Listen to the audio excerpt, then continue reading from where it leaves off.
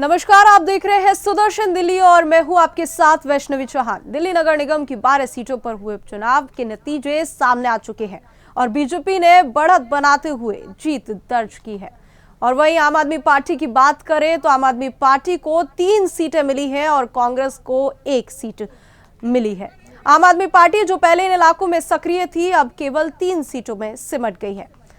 वहीं ये ध्यान देने वाली बात है कि आम आदमी पार्टी ने अपनी पुरानी 2 महत्वपूर्ण सीटें चांदनी महल और चांदनी चौक खो दी है। दिल्ली के एमसीडी चुनाव में और क्या कुछ महत्वपूर्ण रहा, जानते हैं हमारे संवाददाता दीपक खामरा जी से। दीपक जी, इस चुनाव में बीजेपी की इतनी बड़ी जीत का मुख्य कारण क्या रहा है?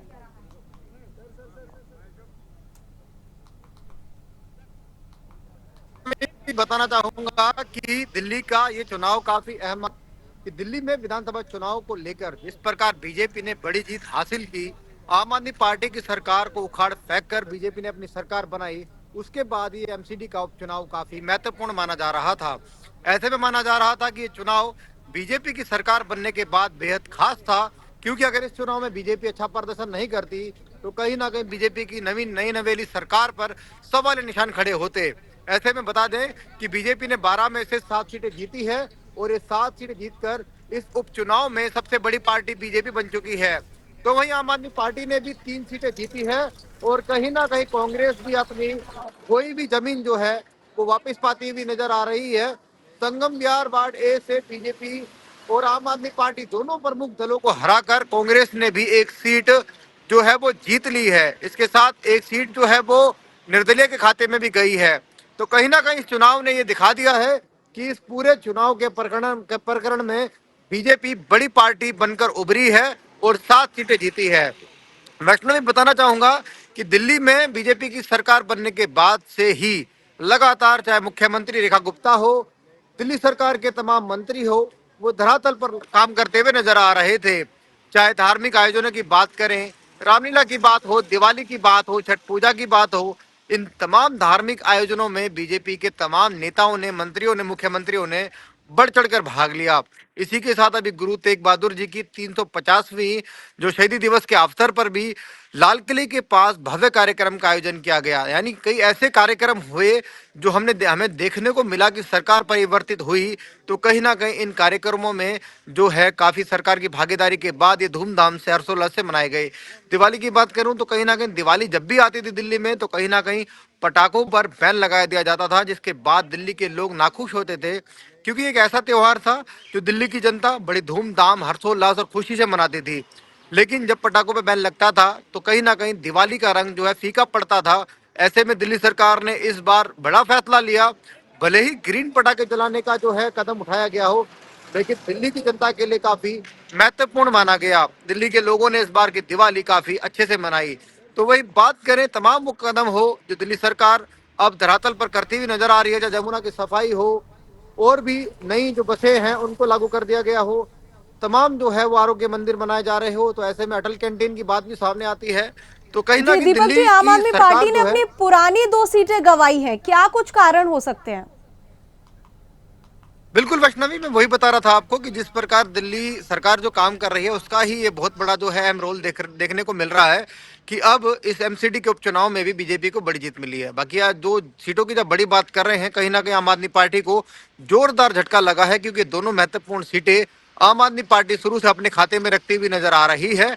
और ऐसे में आम आदमी पार्टी को अब जो है कहीं ना कहीं ये अपना आत्म निरीक्षण करना जरूरी होगा कि आखिर दिल्ली की जनता उन्हें क्यों नकार रही है। बहरहाल ये चुनाव जो है आप अब बता दें कि एक ऐसे मोड़ पर भी हुआ है जहां पर दोनों राजनीतिक दल आमने सामने थे। कांग्रेस की यहाँ लड़ाई नहीं थी, लेकिन कांग्रेस ने एक सीट जीती है। बहरहाल ये चुनाव कहीं ना कहीं अपने आप में संकेत दे रहा है कि दिल्ली की जनता अभी भी भाजपा पर विश्वास कर रही है। वैष्णवी, जी दीपक जी, पिछली बार की अगर बात की जाए तो 9 सीटें बीजेपी के खाते में आई थी, लेकिन इस बार 7 सीटें, 2 सीटों का माना जा रहा है कि बीजेपी को भी झटका लगा है। हाँ बिल्कुल, देखा जाए तो इस प्रकार मैं बता रहा हूँ कि 2 सीटें अब जैसे एक कांग्रेस ने सीट ली है और एक कहीं ना कहीं जो है निर्दलीय सीट भी पार्टी जीतने में जो है सक्षम हुई है। तो कहीं ना कहीं बीजेपी में भी ये जो है आत्म निरीक्षण का माहौल जारी है, उसमें चर्चा की जा रही है कि आखिरकार पहले से दो अपनी सीटें कम क्यों आई है, लेकिन कहीं ना कहीं बीजेपी की चाहे मुख्यमंत्री हो चाहे प्रदेश अध्यक्ष वीरेंद्र सचदेवा हो, वो यही कहते हुए नजर आ रहे हैं कि दिल्ली की जनता का विश्वास है और इस उपचुनाव में कहीं ना कहीं दिल्ली की जनता ने भारतीय जनता पार्टी पर विश्वास जताया है और इसीलिए ये बड़ी जीत हासिल हुई है।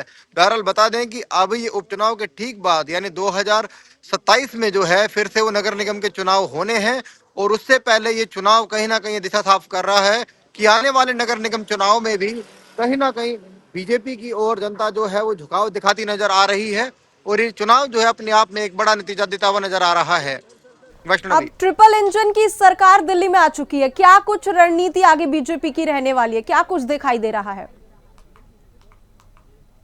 बिल्कुल वैष्णवी, बता दें कि दिल्ली ऐसा प्रदेश बन चुका है जहाँ ट्रिपल इंजन की सरकार है। यानी अगर बात करें लोकसभा की 7 सीटों पर बीजेपी का दबदबा है, दिल्ली विधानसभा में बीजेपी का दबदबा है और अब दिल्ली नगर निगम में बात करें तो मेयर राजा इकबाल भी दिल्ली सरकार यानी बीजेपी के ही हैं। तो ऐसे में अब बीजेपी की जो ट्रिपल इंजन सरकार है, पूरी उम्मीद लोगों को है इसमें कि जब हमने देखा कि चुनाव प्रचार जब चल रहा था तो ऐसे में जो भी भाजपा के तमाम नेता थे वो धरातल पर जा रहे थे तो एक ही बात कह रहे थे कि लोकसभा में बीजेपी है, विधानसभा में बीजेपी है, अगर आप नगर निगम में भी बीजेपी बनाएंगे तो ट्रिपल इंजन की सरकार दिल्ली को एक बेहतर दिल्ली बनाएगी।